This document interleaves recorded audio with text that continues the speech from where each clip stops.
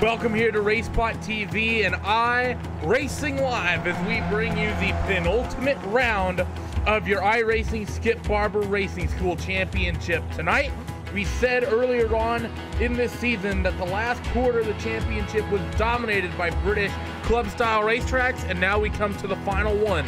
This is round 11 of 12, live from Oulton Park, running the island historic layout. Don't go away.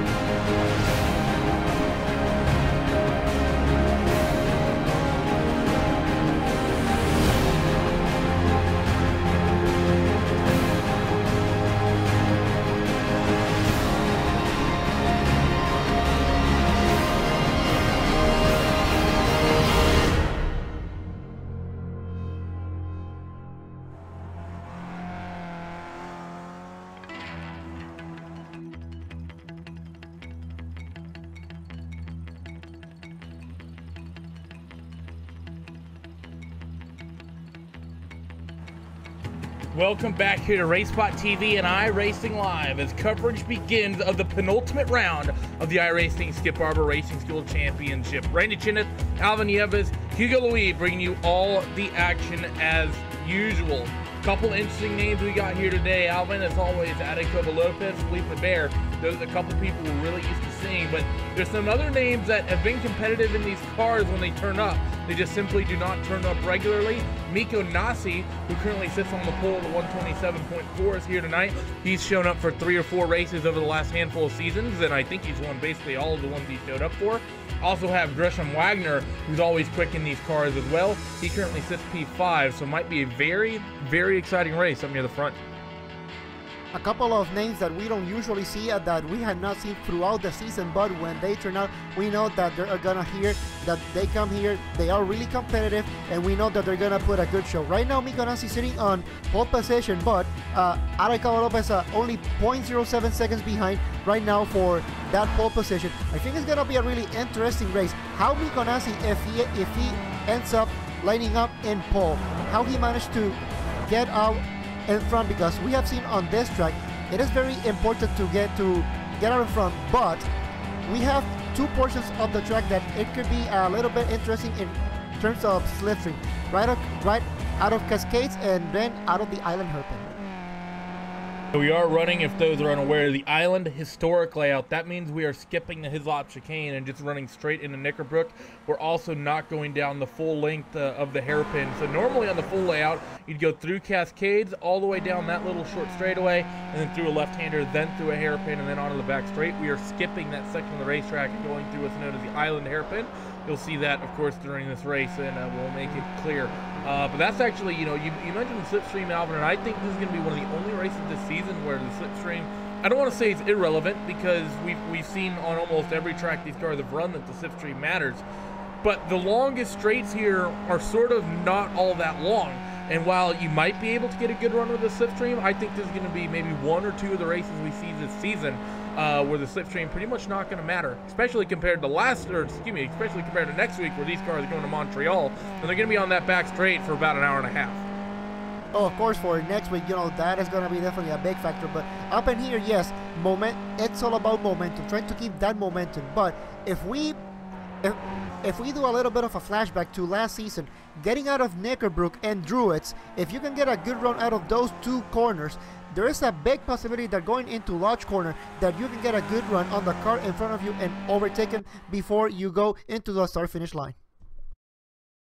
So, on that note, qualifying is going to come to an end. And so now let's go down the starting grid results here for the penultimate round of the Skip Barber Racing School Championship live on RaceSpot TV and iRacing Live. Mikko Nasi comes away with the pole. The man from the land down under the 0-degree mark in Finland, Adekobo Lopez, sits in second. Vinicus Roca and Felipe Bear, they're going to make up row number 2 with Gresham Wagner and Justin Tipton on row 3. Greg Seitz and Sergio Hidalgo make up row 4 with Carl Dronke and Antoine Tron on row number 5. Francois Bullion and Christian Capanga are going to sit on row 6. Edwin Valerino and Gordon Ramsay, row 7, and Brian J. Kelly will be all alone on that 8th row.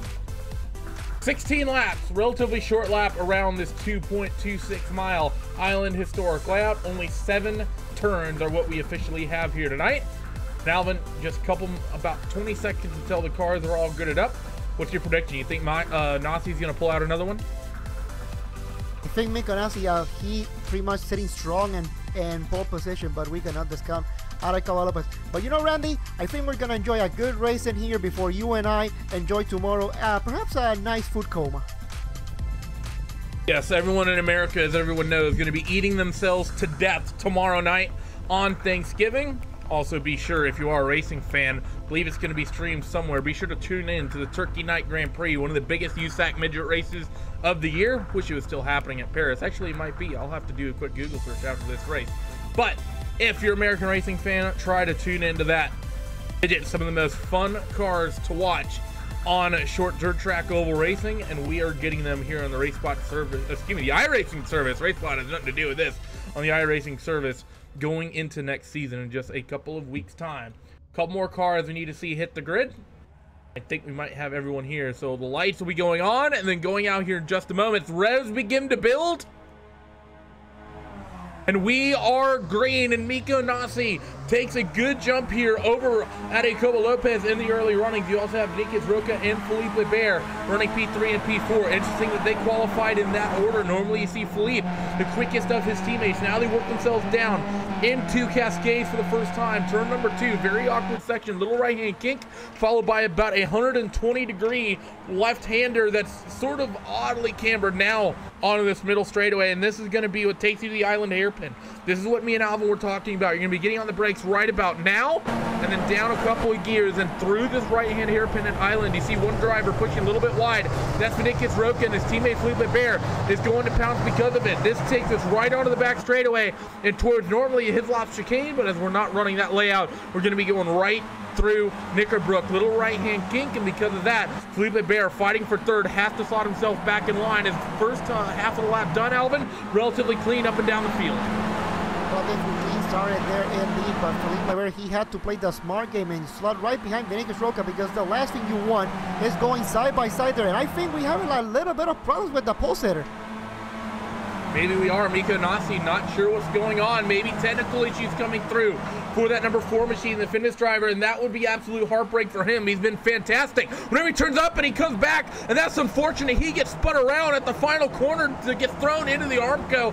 That's actually happened to me before in the past. A little bit of technical issues for Mikko Nasi. Unfortunately catches him out. Nothing those other drivers can do about that, Alvin. Yeah, absolutely heartbreaking there for Mikko Nasi, but Mikko Nasi's woes is definitely Adekobo Lopez's fortunes, as he is now leading the race. I think he is doing a very comfortable pace as Vinicus Roca and Felipe Bear. They looks like they're fighting really hard for what is now P number 2. That they are, and Adekobo Lopez, your points leader, has to be somewhat happy about that. He basically just got gifted that first spot. I do really feel bad for Mikko Nasi. Like I said, I had a similar situation crop up. Only difference is that I was on at the broadcast of the Daytona 24 hours, about 9 hours in.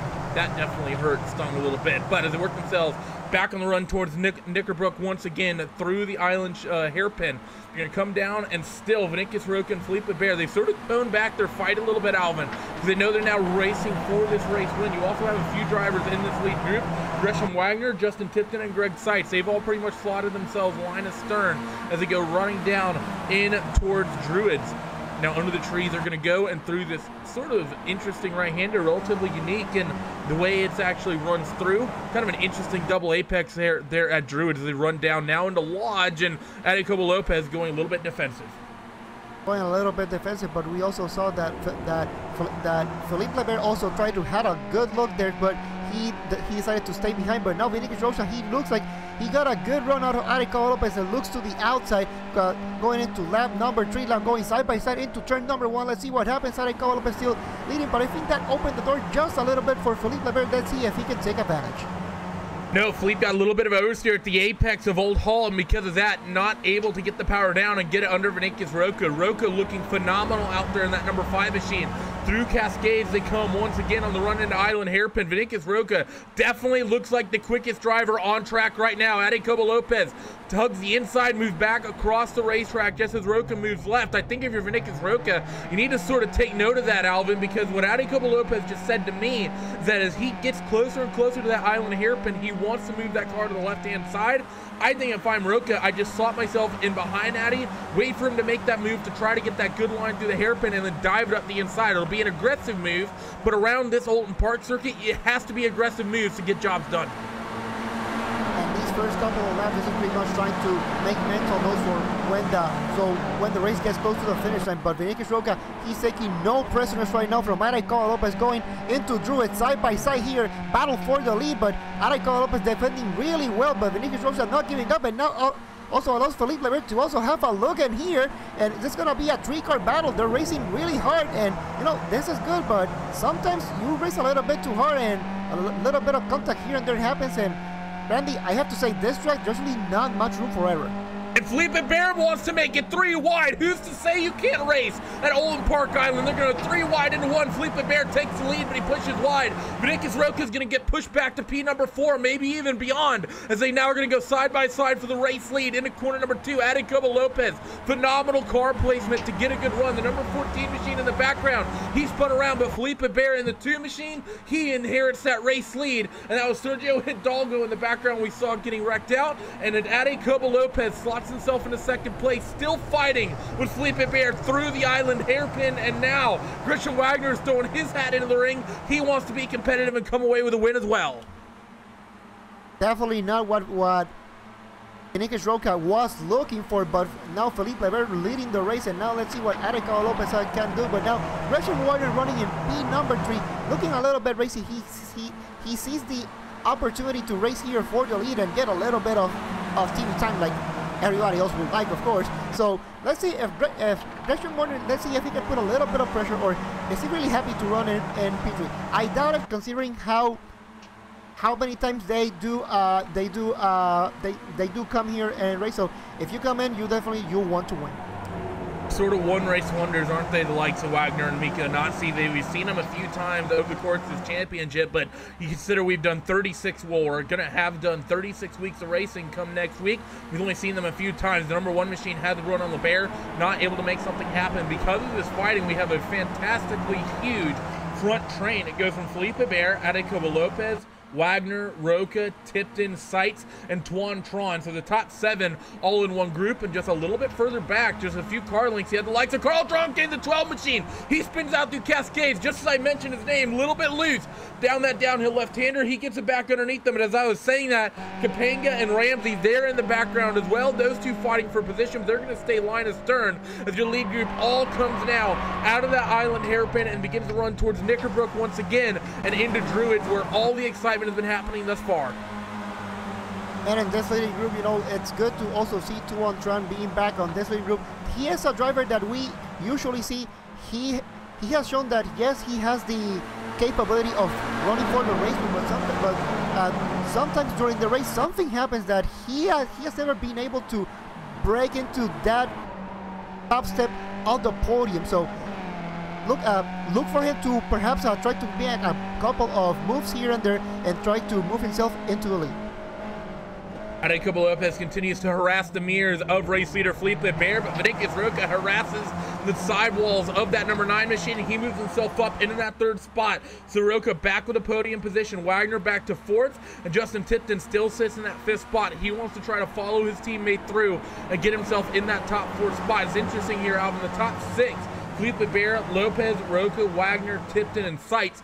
4 of them are teammates, and that's going to make things very interesting if you're Adecobo Lopez. It's going to make things interesting if you're Gresham Wagner, and even if you're Tuantron in 7th, going to make it very difficult to really make big gains up through this little pack. And if you're one of those cars up near the front, potentially lose a couple spots as Lopez again harassing the mirrors of race leader Felipe Bear. They are teammates for sure, but if Randy, if there is something that we have seen throughout the first 2 seasons and this one, is that these teammates, they are not afraid to throw punches at each other. They are not afraid to go at them. They are not afraid of racing, and we may see a bit of racing here and there from these teammates. So yeah, while they may have the same paint scheme, I don't think that really matters to them. So they got running down toward Jude once again. One thing to keep in mind is the points. And something interestingly, Alvin, coming into this motor race, Andrew Picario was 2nd in the points by 400 points. I think Adecobo Lopez, I think he pretty much wrapped up this championship a couple weeks ago, but we do not see Picario turn out this week, and that to me is a big worry point for him, because he still needs to be racing to get himself into that race-off that'll be happening sometime after this season. And if he no-shows for one of these big softs, there's a chance he can potentially lose one of those top 5 spots. I'm not sure if he got a top 5 position. Can't remember off the top of my head if he did through the first 2 seasons, but that's going to make things, I think, worrisome for him. I think there is that possibility, but we also have to consider that pretty much most of the drivers here have completed their 8 mandatory races towards the point standing. So it's really hard to try to close that gap, because if just a quick look at the standings, I think it's gonna be really hard for who is in P4 right now, Greg Seitz or Justin Tempkin, who is in P6, to kind of overhaul almost a 300-point lead from Andrew Picario. As for Adecobo Lopez, absolutely, with almost a 300-point lead, this is pretty much his championship cruise.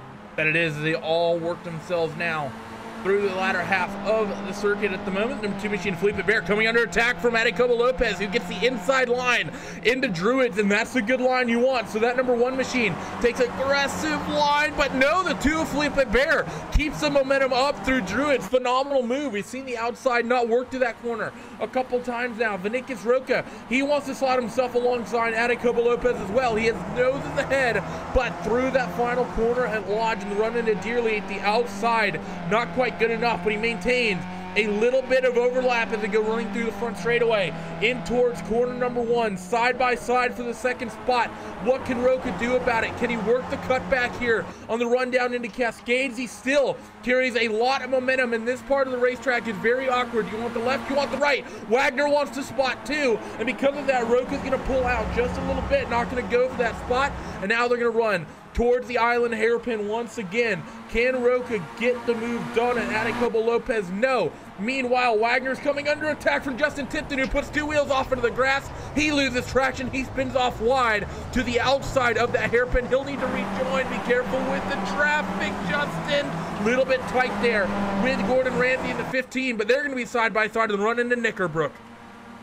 Really unfortunate there for Justin Tipton, and Gresham Gordon makes just get one more position, and he gave a little bit of a friendly tap there to Vinicius Roca. Now, really interesting, with all this fighting, Felipe Leber, he has been able to open a 0.9-second gap here, so look out for him. Perhaps he may be into a little bit of a breakaway. Felipe can probably thank that side-by-side fighting behind. He has a nice, pretty much clear rearview mirror now because of that. They're going to be halfway through the start-finish line this time, coming to lap number 9 of 16. And we've also seen Vinicius Roca drop off the back of Adecobo Lopez. He gets a little breathing room. Gresham Wagner really wants that 3rd spot, hounding the rear of that number 5 machine of Roca. Through the first corner, they will cycle through once again. Nothing being done just yet about it. No one had really a run, no overlap, as Adecobo Lopez setting his sights on trying to reel in that number 2 machine. He has the championship done, but he's pretty much dominated this entire season, Alvin, and I think he wants to keep that up. He definitely wants to keep that domination as much as he can, because this race may not really mean much for Adecobo Lopez.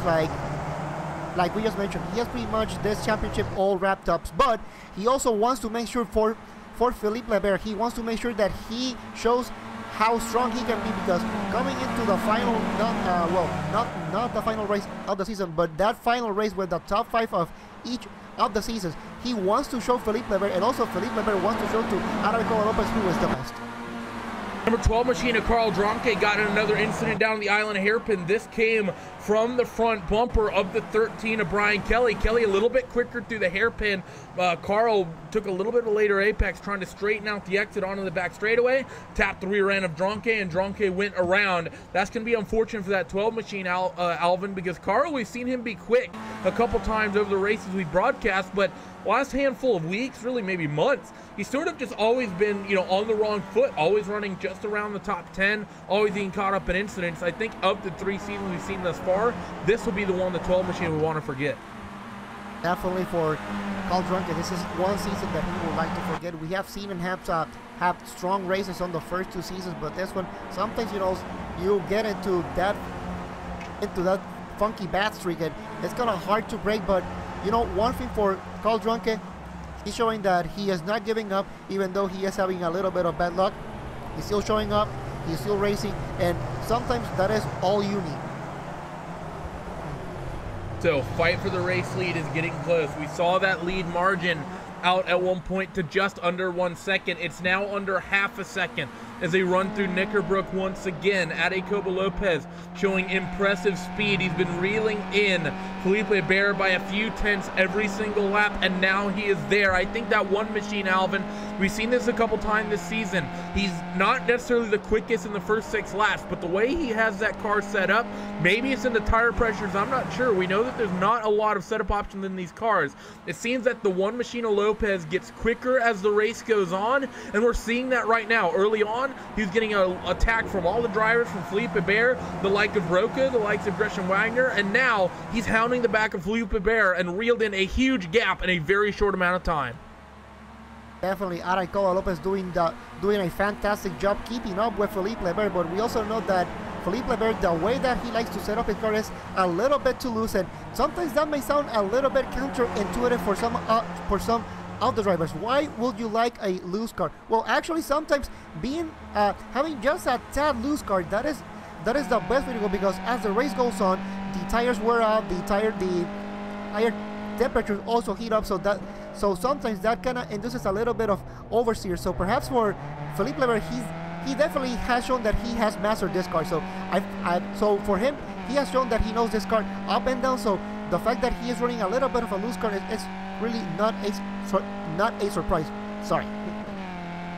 That's all right. We've grown accustomed to Felipe Barber driving a loose race car just as much as he's grown accustomed to Alvin stumbling over his sentences. It's all right, though, as they work themselves now down toward Druid once again. Aracoa Lopez has a decent run and not quite able to get there just yet through Druids. Once again, the 2 machine all sorts of sideways.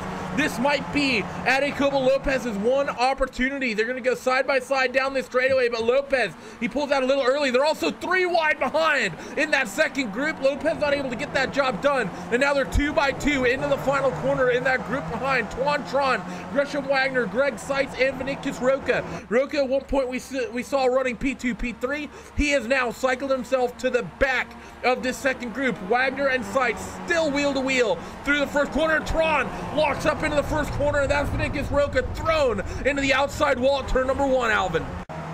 Definitely unfortunate there for Vinicius Roca. It was a fantastic battle between these 4, so now it is a battle of 3, but 2 on Tron also being a little bit left behind by Gresham Warner and Greg Seitz. We are trying to close that gap to the leading group here from Felipe Barber and Aracoa Lopez. But I think it may be a case of too little too late now. Seeing Aracoa Lopez, he's trying to look here on the outside. Perhaps he's trying to get a look here, but also trying to cool his engine down, because Randy, we have seen these cars, they really don't like that much running on the slipstream.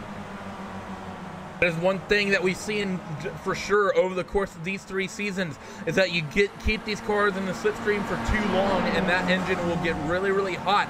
That said, I think that Ade is doing a good job, but I think he's maybe being a little bit overcautious here, Alvin, because I haven't really seen him be using the slipstream to reel in Felipe Barber whatsoever, and because of that, over the course of this entire race, he's been trying to get that clean air. And I think that for Adecobo Lopez, unless he's got a gauge that he's seeing in that cockpit, knowing that the engine is a little bit too hot, I think the last handful of laps, he should be, I think, fine temperature-wise. So we're used to seeing these engines pop somewhere near the very, very end of the race, and that's only the people that are in the slipstream lap after lap after lap. We've not seen that from Adecobo Lopez because he keeps getting clean air, getting cool air into those radiator inlets in the side pods. I think he can be more aggressive with the air right here, right now than he's being. He can be more aggressive for sure, but we also have to remember, I think this is the first time throughout the season that we have seen Adecobo Lopez doing the chasing instead of being the one being chased. So that being said, perhaps Adecobo Lopez, with what he has seen throughout the other races, perhaps being a little bit too cautious, trying to protect the car, and perhaps with during the final 2 laps, that's when he is going to try to apply more pressure to Felipe Leber. So we've seen a big gap open up. At one point, this is a 7-car train. It's now down to 5, and the gap between P2 and P3 is out to over 3 seconds. Says the number 1 machine of Lopez gets another good run. But that said, the fight is still hard in that second group. We just saw Roca get caught out and thrown into corner number 1 into the outside wall after a mistake from Tron. Well, Seitz and Wagner are still very close, and they've been aggressive in this championship. We saw Greg Seitz, Alvin, the opening round of this championship at Laguna Seca. He came out and won in a fantastic race with Andrew. That's before a lot of the Europeans started turning up. The likes of Felipe Bear. Well, actually, I don't think Felipe is technically European. He's actually from Texas, but his name sounds European, so I'm going to say that it works. I'm going to stand by my argument, but a lot of new names after that first week started turning up to these Wednesday races, and Greg went from being someone who was, racing for those wins with Cy, and Cy is someone who stopped turning up as well, to just, basically being stuck top 4, top 5. And that is one of the main differences that we have seen as the seasons have passed by. We saw the first couple of races of the first season, and they were fantastic battles, and then as the races went by, we saw these drivers that just started coming in and putting a lot more pressure on what we consider the regular drivers, and this has definitely been good for the whole series, as the quality of racing has definitely gone up for sure. We have seen that with Adecobo Lopez pretty much absolutely dominating this whole season. It seems like he has no competition so far, but Felipe Leber definitely doing a fantastic job trying to keep him at bay. Into Druids they come once again. There's going to be the penultimate lap when they come to the start-finish line down the back straight, and now that one of Adecobo Lopez still ducking out and getting clean air. Maybe he's super worried about points still. Maybe he's super worried that if he has a couple off weeks that the points will pretty much fall out of his favor. I don't see it that way, so I'm a little surprised that the Iberico Racing Team driver, a team who's known for having an aggressive group, is being so cautious here. Alvin has 2 laps to go. Popsicle sticks in the air. Fight for the lead and fight for third. Still hot and still ongoing, as now with about a lap and some change left in the books, everyone's going to be running down now into Cascades, and I think this fight for third might heat up here if Greg Seitz does not get a good run through Cascades right here. Definitely Greg Seitz, he definitely has to keep an eye on his back, because Gresham Warner trying to get a look here on the left side. Let's see what Greg Seitz does. No, he closes the door there on Gresham Warner, so I think for Gresham Warner, he will have to get a better look here now coming out of the island hairpin. Let's see if he can get a run here out of Greg Seitz, but going back into the front, I think this is the time that Adecobo Lopez needs to start putting the pressure on Felipe Leber if he wants to look and get a look on the inside, but decides to stick back. So I think he's trying to get a bit of a peek here, trying to see if Felipe Leber goes into a mistake. We have seen Adecobo Lopez in this race reel in a huge margin to Felipe Barrett. He's been very patient with the slipstream. He looks to the outside line in the Druids, but he doesn't pull up alongside. He sort of bullies Felipe Barrett to running a very narrow and tight inside groove, and because of that, he's going to be able to get a run down towards Lodge Corner through the outside. Goes that number 1 machine, little early on the brakes, wants to work the cutback, but Felipe Barrett wisely takes it away through the start-finish line. White flag in the air, side by side for the race lead. We knew that Lopez was quick, and he's been sitting in P2, biding his time. White flag waves into corner number 1 for the final time. Not going to get the job done yet. The 2 machine of Felipe Barrett, perfect on that outside line, will retain the race leads as they go into Cascades for the final time. Also side by side for third, as Gresham Wagner is going to try the outside on Greg Seitz through turn number 2 for the final time. And then Nina Wagner gets forced off wide onto the AstroTurf. They're going to be side by side in the Island hairpin, side by side for the lead as well. Felipe Bear has the inside groove. Nowhere to go for Lopez. Fight for third, still hot. Gresham Wagner to the inside. Might just be able to make this job done, but no. Greg Seitz, a lot of momentum on the outside. Still side by side for the race lead as well. Adecobo Lopez on the outside of Knickerbrook for the final time. Will he be able to make this stick? Yes, he does. A lot of momentum, but the 2 of Felipe Bear has a couple of opportunities to maybe make something happen. The first one down here at Drews, and he has the run. Adecobo Lopez trying to slam as many doors shut as he can. Through the first apex of Druids, in towards the second, the 2 of Felipe Bear might just have a run. Down this back straightaway under the Carlu Motorola Bridge, into the final corner at Lodge.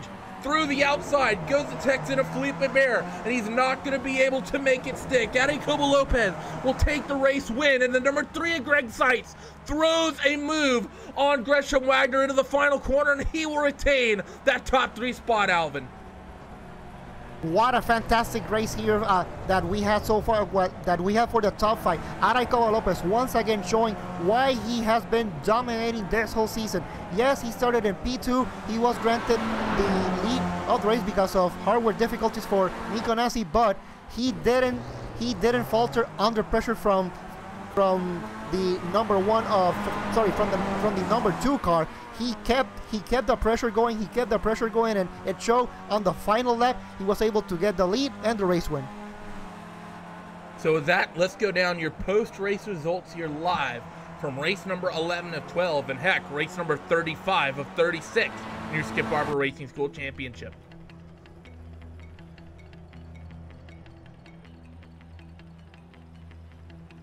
So after 16 laps of racing, it's going to be the number 1 of Adecobo Lopez, something we've grown very accustomed to saying this season, taking away the win.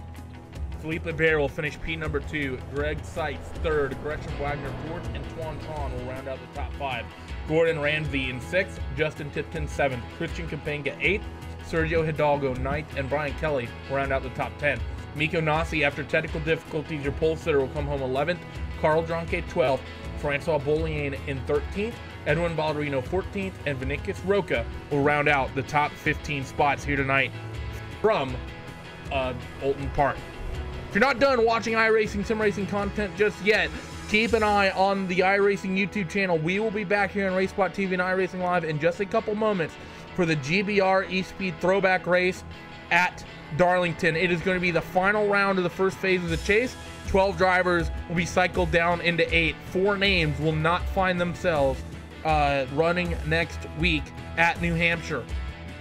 Also, if you want to keep in tabs with this championship, next broadcast will be happening in 7 days' time. It'll be the final round at Montreal. Join Cisco Scaramuza and Alvin Nieves. They will be bringing you all the action live from Montreal. And as I said, if you're an American Oval Racing fan, tomorrow night, Turkey Night Grand Prix from Ventura Raceway. Gonna be a good one. Be sure to tune in. But from Randy Chinnet, Alvin Nieves, and Hugo Louis, thank you for tuning in. We'll see you next time. Bye-bye.